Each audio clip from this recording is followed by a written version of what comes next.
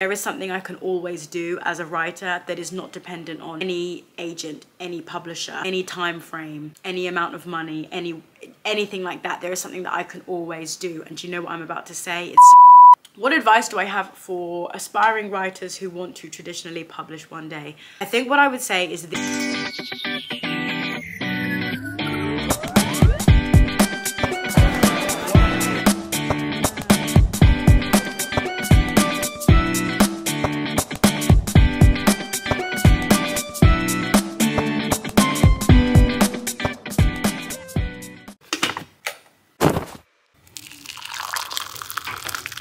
Hi guys, okay, so I've got my tea. Let's settle in for this Q&A. Actually, I filmed this video 2 times. I filmed it 2 times on separate occasions over the last 3 months, and I just felt like answers I was giving weren't as informative or as straightforward as I would have wanted them to be, so we go again. I've got a lot of questions from you guys. I've got all my Instagram questions. Let's just dive in. I think usually I spend way too much time thinking about the responses, but today I've got my cup of tea. Let's chat like we're friends and answer some questions. Okay, so the first question is, what motivates you to write? You know that feeling when you like settle into watching a film and something really cool happens and you kind of go, oh, like this is awesome. And you get that like soaring feeling in your chest and you just feel like, oh, I can settle in. I trust the story. This is about to take me on a ride. And you can literally forget all your worldly problems.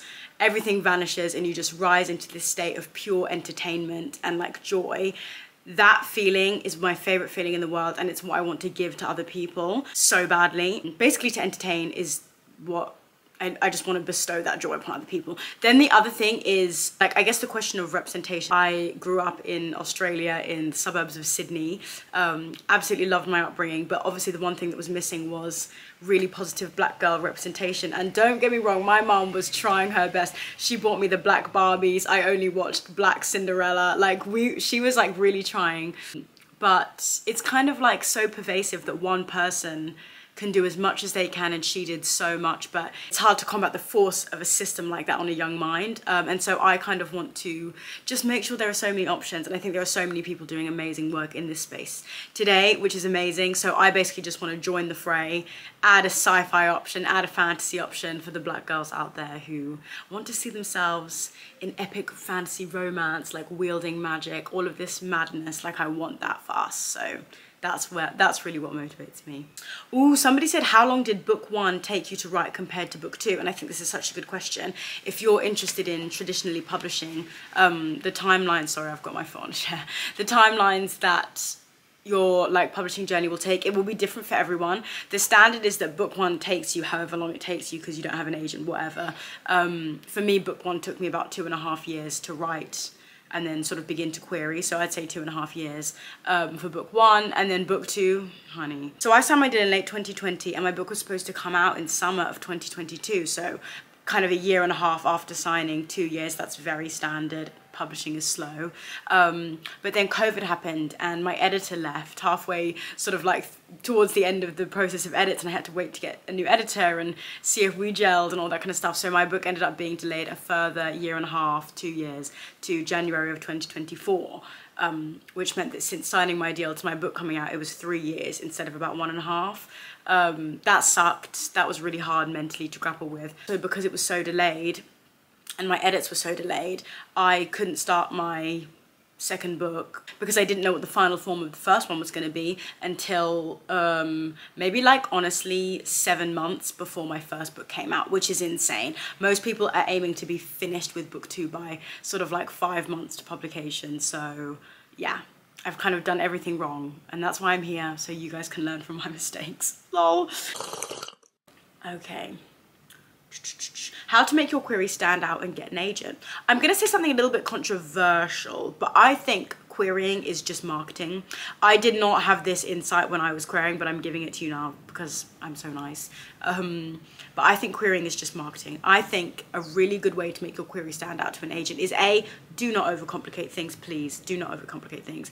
And B, know what is going on in publishing at the moment, know what language is trendy, like all of that kind of stuff, and try to tap into it. That's what I would say. Do not lie about what's in your query, but if you can kind of sort of pique an agent's interest by making sure that your comps are up to date. So for example, when you're doing comp titles, that's all about where your book will sit in the market. It's so good to be up to date on publishing trends when you start talking about comp titles, because if you're saying, oh, for fans of like, I don't even know, some random book that came out 10 years ago, everyone's gonna be like, okay. But if you know there's a book that's popping off right now and your book is actually similar to that, use that as a comparison. For example, if you wrote a book with dragons set at a war university, you would say my book is similar to Fourth Wing, and then agents' brains are going to start pinging because they're like, that's huge right now, chances are this will sell this. And that's not me saying that your book needs to be trendy, but it's me saying that if your book is similar to a book that's doing really well within the last 2 years, make sure that's in your query. But don't reverse engineer that. That's the thing that has to happen by chance. Keep it short and sweet. Agents do not have a lot of time. We want that query to be under 350 words for fantasy, maybe even shorter if you're writing lit fic or contemporary fiction, or romance, because you don't need to world build as such in the query. Us fantasy writers have a hard time, guys. Don't overcomplicate it, short and sweet. Make sure you are up to date with publishing trends so that you can make your query as relevant to the modern day as possible and basically market your book to an agent. What advice do I have for aspiring writers who want to traditionally publish one day? I think what I would say is this is a perseverance and resilience game above anything. I recently was in like a seminar about writing, and they asked the leader of the seminar, who's an author, what quality do the best writers have that's not to do with writing, and it was resilience and perseverance. I also asked the same question to an editor at Simon & Schuster, who I really admire. I think she's amazing. We had a really great chat, and I asked her, like, you work with some amazing people, you have worked with people who I admire so much, like, is there a quality they all have that I could sort of work on that would increase my chances of being sort of edited by you or acquired by a publisher who's as prestigious as Simon & Schuster? She basically said it's perseverance and resilience. Despite everything, these people do not give up. And I think this is so true. Like, obviously, I'm not going to question her. She's amazing. Just from my own experience, so much of this is waiting. So much of it is pushing through the stagnant periods and just fighting through to the light at the end of the tunnel, because it always comes. It really does. And I know people talk about the epic highs and lows of publishing. That's very real. But I think it's just knowing that there is something I can always do as a writer that is not dependent on any agent, any publisher, any time frame, any amount of money, anything like that. There is something that I can always do. And do you know what I'm about to say? It's so cheesy. Write. I can always write. Even if I'm scribbling down a story on a napkin. I used to plot books in my retail job in quiet times. Like, I used to have like a piece of paper where I would, like, when it was quiet, I'd get it out and just write some stuff down because my mind was going throughout the day. And obviously, I'm not trying to say that's ideal. I found that very hard. It was a tough period of my life and a period where I didn't get as much writing done as I would have wanted. But I was still writing. All I needed to do was write it out and wait, and then good times were around the corner, more abundant writing times were around the corner. So yes, that's what I would say. This is a resilience and perseverance game, and luckily there's something you can always do, which is just keep writing. And what do we say on this channel? Just don't quit. That's the slogan. That's what you have to do. Just don't quit. Just keep going. Okay, another question is, what's the best way to get published? Okay, so this is an interesting question. This is the kind of thing that changes for everyone. I think there are two main routes you can go down: traditional publishing versus self-publishing, and then indie publishing kind of like lies somewhere in the middle. I'm only going to talk about traditional publishing because that's the only thing I know, and I don't want to start making stuff up about self-publishing or indie publishing that I'm going to get called out on, and because it's not true, that would be unhelpful. So for traditional publishing, the best way to get published is A, have an absolute banger of a manuscript. Have a clean manuscript with a good premise that you believe in, great hook on that manuscript. So for the Hunger Games, the hook would kind of be like, teenagers are sent into an arena to fight, only one can survive. That's like, you can say it in a sentence, it's really good. Top tip, if you want to find good one-line synopsises for books, check the bestseller lists, because on the bestseller charts, they have to summarize a book in one line. So if you're struggling to summarize your book in one line, you can go and see what a very successful book, obviously it's on the bestseller list, has been summarized down into, and it can kind of help you understand what your one sentence hook or one sentence description might be. So you've got to have an absolute banger of a manuscript that's fairly easy to communicate. I kind of want to put a caveat here and say that I find this really tricky subject to discuss, because I think that books are so much more than a one-line sentence, and I think it's impossible to distill the heart and soul of a book and the way it makes you feel into one sentence. However, if you are looking to get traditionally published, having a book that is easy to sort of like pitch to someone in an elevator pitch will only help you along the road. It's got to get through so many people. An agent's got to like it enough to request a few pages, then enough to request a full manuscript. Then editors have to like it enough to read the whole thing and take you all the way through an acquisitions meeting to the point where they can offer you a book deal. So the easier your book is to describe, the better and easier of a time you're going to have. I know this is difficult, especially for people of color, because there's not that much out there that we can compare our books to. So my sympathies are with you. It's really hard, but you can do it, and it has been done. So after you've got a banger of a manuscript, then you're going to want a query. You need a query letter for that. You need a list of agents who you want to send that query letter to. And what you're going to do is basically cold email them, and just at their querying email address with a description about you, a description about your book, how many words it is, all that kind of stuff. There's a lot of resources online for querying. My favorite being the Query Shark blog, which dissects queries literally line by line, word by word, and shows you the process of how you can go from a not very good query to a query that is getting agent attention and literally getting book deals. There are queries on that website and blog that went on to be traditionally published in big deals and very successful. So it's an absolutely amazing resource. Go check it out. After you've queried an agent, hopefully you have some success. Just as another caveat, it took me years to get agented. I think it took me about 2 years of querying to get my agent. That's relatively quick. Some people get, obviously you hear stories about people getting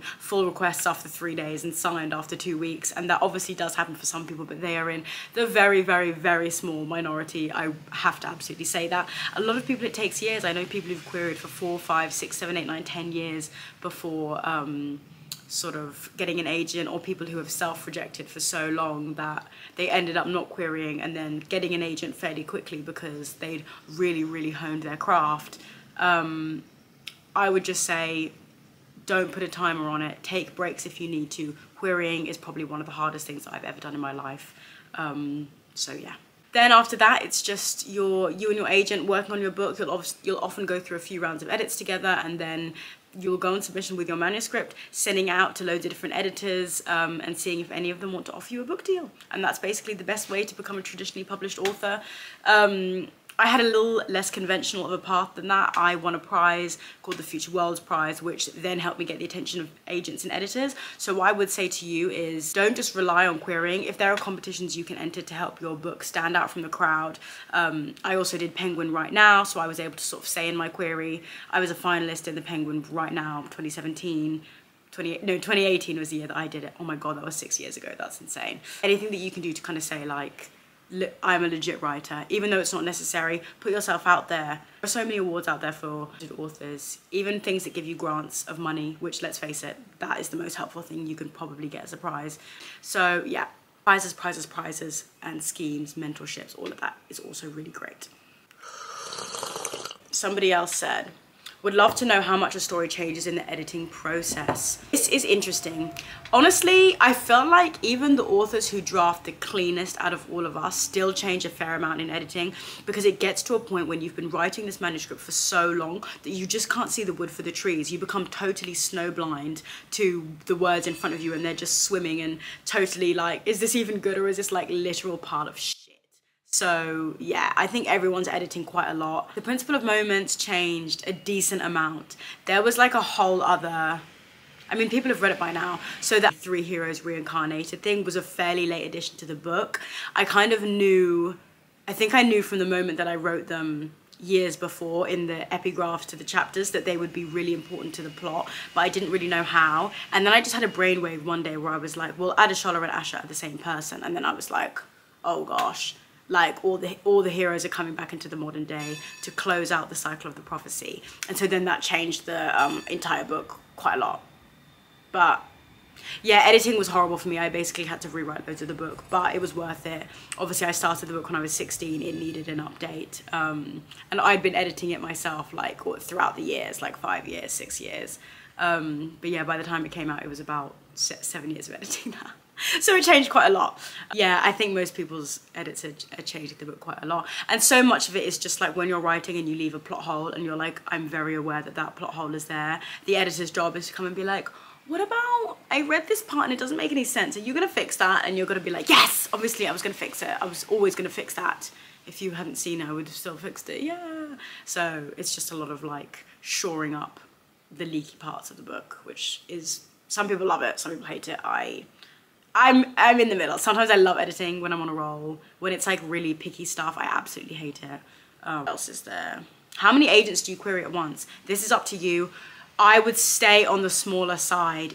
This is a mistake I made when I first began querying, and it was basically like, I was querying like 25 people at once. That's not a good idea. Basically what you want to do is batch test your query. So if your query is gone out to every single dream agent on the list and they all reject it because it had a massive typo or like a really difficult to read paragraph in the middle, like you've kind of, like that's what I did and it messed me up a bit. So what you want to do is, I would honestly send it to about 5 or 6 people at once, maybe 10, maybe. Test it on them. If you're getting loads of rejections on that, you know that it's time to rework the query, rework the pages, and then send it out to your next small batch of like, you know, 1 to 10 people. Don't put all your eggs in one basket. Don't do that. That's what I would say. How long did it take me to write my novel? 2.5 years. Got my agent, got my book deal. From the time that I started writing it, this is an interesting fact. From the time I started writing it to the time it was published, that was 8 years. Nearly to the day, because I got my laptop on my birthday and I started writing my book like a few days later, and then my book, so my birthday is January 13th, Capricorn gang, rise up. Then my book came out January 18th, so literally I think it came out almost 8 years to the day, which is crazy. I wish I could go back and tell my little geeky school self that 8 years. 8 years, she would be like, why did it take that long? She would be very harsh on me, but I was trying my best. Please, I was trying my best.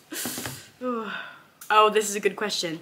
If you were tasked with writing one other genre, what would it be? So I'm gonna be really cheeky and say that I'm a sci-fi writer and say that actually the next book that I'm writing is a fantasy, like pure academic fantasy, and I'm absolutely obsessed with it. She takes up my every waking thought. I honestly kind of wish I was writing it right now instead of filming this Q&A, but we haven't had a chat in a while, so I'm doing this instead.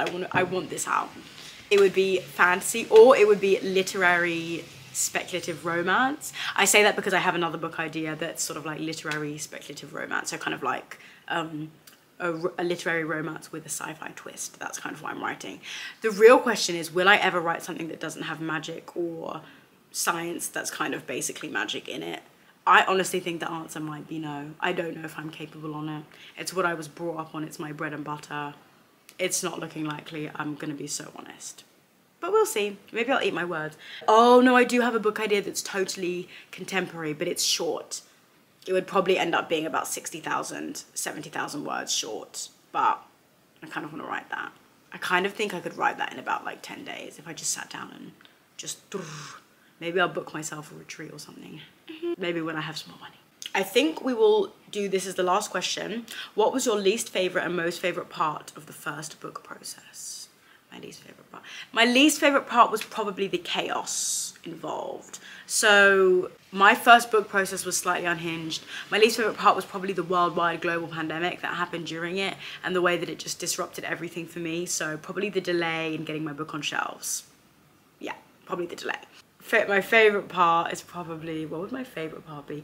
Honestly, the week my book came out was unreal.